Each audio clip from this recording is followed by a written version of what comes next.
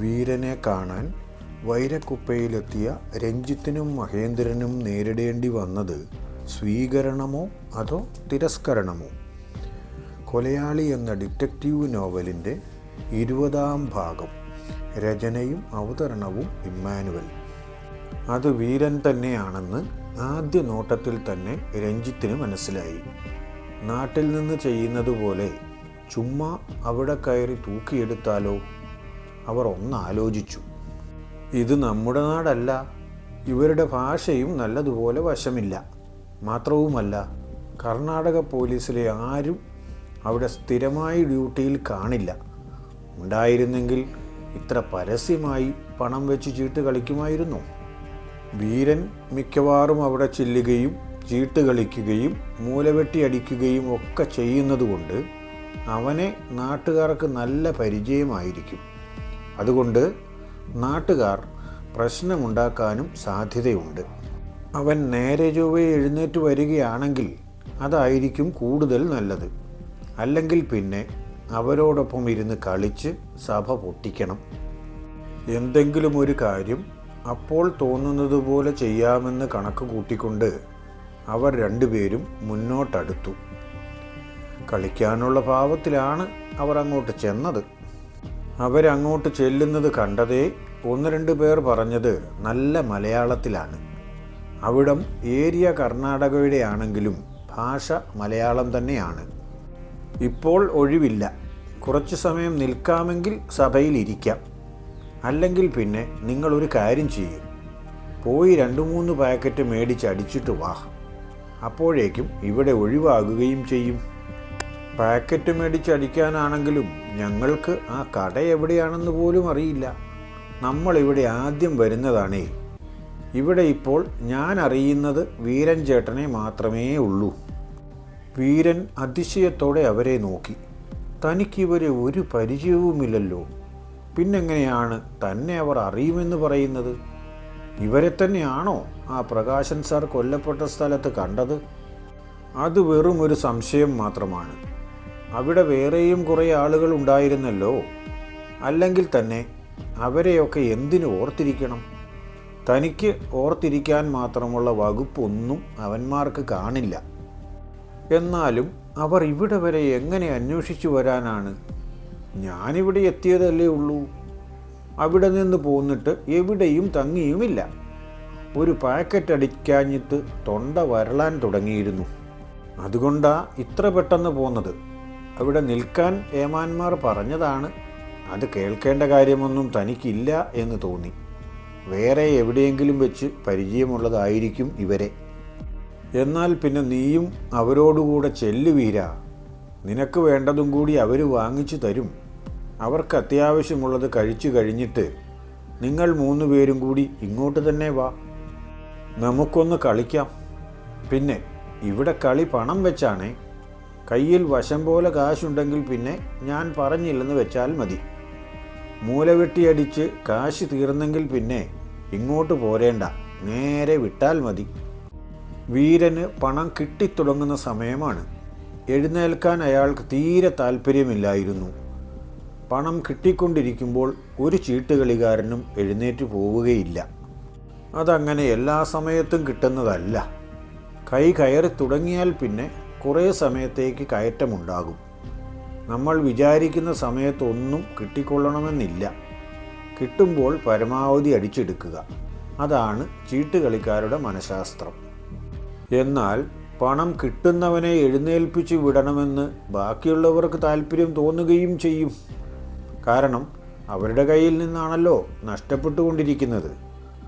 തന്നെയുമല്ല, കിട്ടിക്കൊണ്ടിരിക്കുന്നവൻ ഒരുത്തൻ എഴുന്നേറ്റ് പോയാൽ ബാക്കി ആർക്കെങ്കിലും ഒരാൾക്ക് കിട്ടിത്തുടങ്ങുകയും ചെയ്യുമല്ലോ. അത് തനിക്കായിരിക്കും എന്നാണ് ഓരോരുത്തരും വിചാരിക്കുന്നത്. അതാണ് അവിടെ സംഭവിച്ചത്. അതുകൊണ്ടാണ് വീരനെ എഴുന്നേൽപ്പിച്ചു വിടാൻ അവർക്ക് ഇത്ര താല്പര്യം. എന്നാൽ സഭയിലുണ്ടായിരുന്നവരുടെ ചിന്താഗതികൾക്ക് വിരുദ്ധമായിട്ടായിരുന്നു മഹേന്ദ്രൻ്റെ മറുപടി.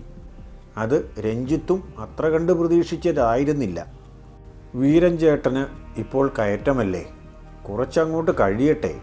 കിട്ടാനുള്ളതൊക്കെ കിട്ടിക്കഴിഞ്ഞിട്ട് നമുക്ക് പോയി മൂലവെട്ടി വാങ്ങി അടിക്കാമല്ലോ. ഞങ്ങൾ അത്രയും നേരം ഇവിടെ കാത്തു നിൽക്കാം. നിങ്ങളുടെ കളിയൊന്ന് കാണുകയും ചെയ്യാമല്ലോ. മഹേന്ദ്രന് കളി കണ്ടു നിൽക്കാനുള്ള താല്പര്യം കൊണ്ടല്ലെന്ന് രഞ്ജിത്തിന് മനസ്സിലായി. ആ മുഖത്ത് യാതൊരു ഭാവമാറ്റവും ഉണ്ടായതുമില്ല. അധിക നേരമൊന്നും കാത്തു നിൽക്കേണ്ടി വന്നില്ല. 2 or 3 പ്രാവശ്യം കൂടി വീരന് കുറേശ്ശേ കിട്ടി. പിന്നെ പണം പോക്കായി. പണം പോയി തുടങ്ങിയതേ മഹേന്ദ്രൻ വീരനെ വിളിച്ചെഴുന്നേൽപ്പിച്ചു.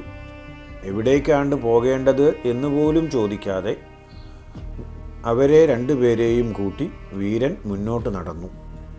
കട അറിയില്ല എന്ന് നേരത്തെ പറഞ്ഞല്ലോ. ആ ഓർമ്മ വെച്ചാണ് വീരൻ ചോദിക്കുക പോലും ചെയ്യാതെ അവരോടൊപ്പം എഴുന്നേറ്റ് നടന്നത്. മുൻപ് ഇവിടെ വന്ന് മൂലവെട്ടി മേടിച്ച് അടിച്ചിട്ടുണ്ടോ? സംഭവം നല്ല കടുപ്പമാണ് കേട്ടോ. എവിടെയെങ്കിലും കിട്ടുന്ന വെള്ളമൊഴിച്ച സാധനം പോലെ ആയിരിക്കില്ല.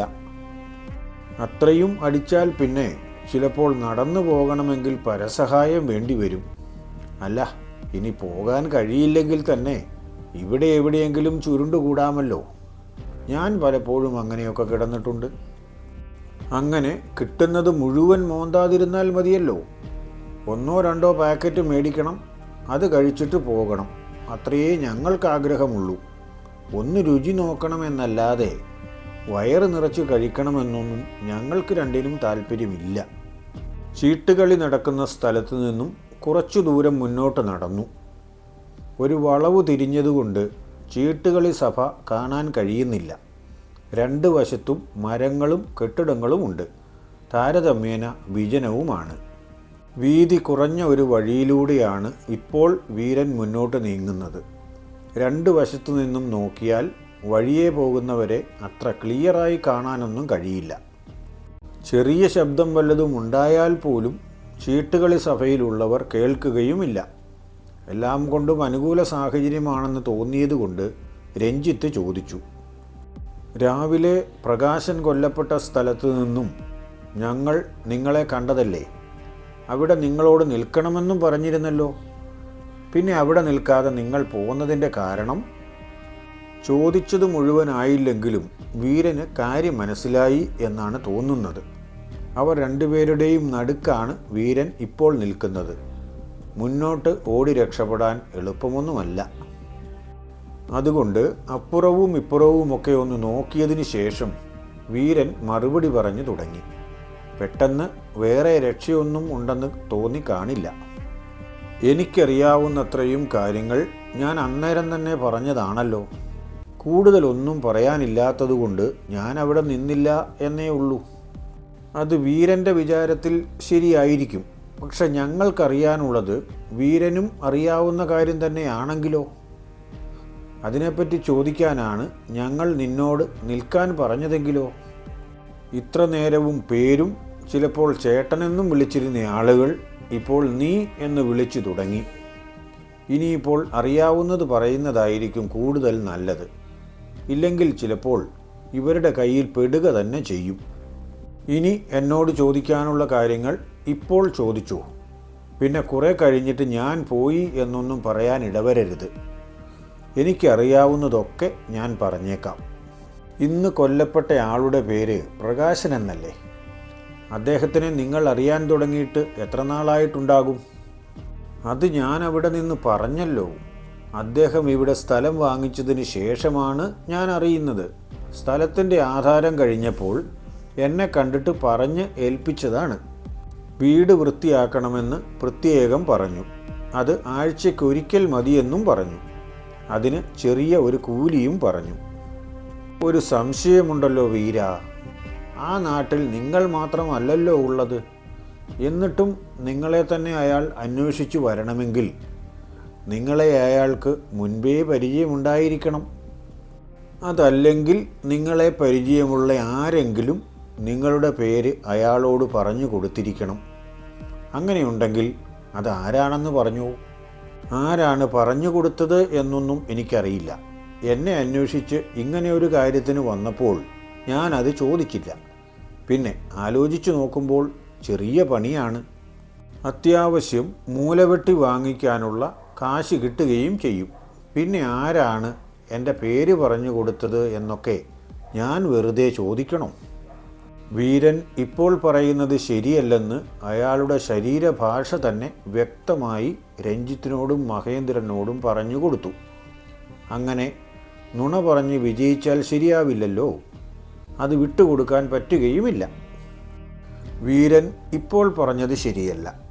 മാത്രവുമല്ല, നിങ്ങളുടെ പേര് പ്രകാശന് പറഞ്ഞു കൊടുത്തത് ആരാണെന്ന് നിങ്ങൾക്കറിയുകയും ചെയ്യാം. അതാരാണെന്ന് പറയുന്നതായിരിക്കും നിനക്ക് നല്ലത്. നിങ്ങൾ രണ്ടുപേരുണ്ടെന്ന് വിചാരിച്ച് വീരനെ ഭീഷണിപ്പെടുത്തുകയൊന്നും വേണ്ട. രണ്ടുപേരൊന്നും എനിക്ക് പ്രശ്നമല്ല. ഉടക്കിയിട്ടാണെങ്കിൽ 2 അല്ല 4 പേരുണ്ടെങ്കിലും അവരെ അടിച്ചോടിച്ചിട്ട് വീരൻ രക്ഷപ്പെടും. മുടക്കുവെച്ചതുകൊണ്ട് കാര്യമില്ലല്ലോ. എങ്ങനെയാണെങ്കിലും ഇവൻ്റെ അടുത്ത് നിന്ന് സത്യം അറിയണം. ആരോ ഒരാളാണ് ഇവൻ്റെ പേര് പ്രകാശന് പറഞ്ഞു കൊടുത്തത്. മിക്കവാറും അത് ഉമ്മച്ചൻ തന്നെ ആയിരിക്കും. മഹേന്ദ്രൻ രഞ്ജിത്തിനെ കണ്ണു കാണിച്ചു. അയാൾ എഴുന്നേറ്റ് പോയി 3 പേർക്കും ഓരോ പാക്കറ്റ് മൂലവെട്ടി വാങ്ങിച്ചു കൊണ്ടുവന്നു. അതിൽ ഒരെണ്ണം പൊട്ടിച്ച് വീരന് കൊടുത്തിട്ട് രഞ്ജിത്ത് പിന്നെയും ചോദിച്ചു, ഇനിയും പാക്കറ്റുകൾ ഞാൻ വാങ്ങിച്ചു തരാം. നിങ്ങളോട് അക്കാര്യം പറഞ്ഞത് ആരാണെന്ന് പറയണം. പിന്നെയും 2-3 ചോദ്യങ്ങൾ കൂടി ചോദിക്കാനുണ്ട്. അതിനും ഉത്തരം പറയണം. വീരൻ മൗനം അവലംബിച്ചു. ഒന്നും പറയില്ല എന്ന മട്ടിൽ ഇരിക്കുകയാണ്. പൊട്ടിച്ച പാക്കറ്റിൽ നിന്നും കുറേശ്ശെ വലിച്ചു കുടിച്ചുകൊണ്ട് അലക്ഷ്യമായി എങ്ങോട്ടോ നോക്കിയിരിക്കുകയാണ്. ഉമ്മച്ചനാണ് നിങ്ങളുടെ പേര് പ്രകാശന് പറഞ്ഞു കൊടുത്തത് എന്ന് ഇപ്പോൾ എനിക്ക് അറിവ് കിട്ടിയിട്ടുണ്ട്. അതല്ലേ അതിൻ്റെ ശരി? ഉമ്മച്ചൻ്റെ പേര് കേട്ടതും വീരൻ്റെ കയ്യിൽ നിന്നും കുടിച്ചുകൊണ്ടിരുന്ന പ്ലാസ്റ്റിക് പാക്കറ്റ് താഴേക്ക് വീണു. അയാൾ ആകെ വിയർക്കുകയും ചെയ്തു. അവർക്ക് അറിയേണ്ടതും അതുതന്നെയായിരുന്നു. എന്നാലും അത് വീരൻ പറഞ്ഞു തന്നെ അറിയണമല്ലോ. മാത്രവുമല്ല, മറ്റു കുറേ കാര്യങ്ങൾ കൂടി അതിനോടനുബന്ധിച്ച് ചോദിക്കാനുമുണ്ട്. എല്ലാം കൃത്യമായി വീരൻ പറഞ്ഞു കൊടുക്കുമോ ഇല്ലയോ എന്നത് അടുത്ത ഭാഗത്തോടെ അറിയാം. അറിയാവുന്നതുപോലെയൊക്കെ അങ്ങ് ചെയ്യുന്നതാണേ. കുറവുകളൊക്കെ കാണുമെന്നറിയാം. നിങ്ങൾ ക്ഷമിക്കുമെന്ന വിചാരത്തിൽ പോസ്റ്റ് ചെയ്യുകയാണ്. കുറവുകൾ ശ്രദ്ധയിൽപ്പെട്ടെങ്കിൽ കമൻറ്റിൽ ഒന്ന് കുറിച്ചേക്കണേ. നിർദ്ദേശങ്ങളും സ്വാഗതം ചെയ്യുന്നു. ലൈക്കും ഷെയറുമൊക്കെ ചെയ്യുന്നത് നിങ്ങളുടെ ഇഷ്ടം പോലെ മതി. മറ്റന്നാൾ അടുത്ത ഭാഗവുമായി വരുന്നതുവരെ എല്ലാവർക്കും നന്മ വരട്ടെ. എല്ലാവർക്കും വേണ്ടി പ്രാർത്ഥിക്കുകയും ചെയ്യുന്നു.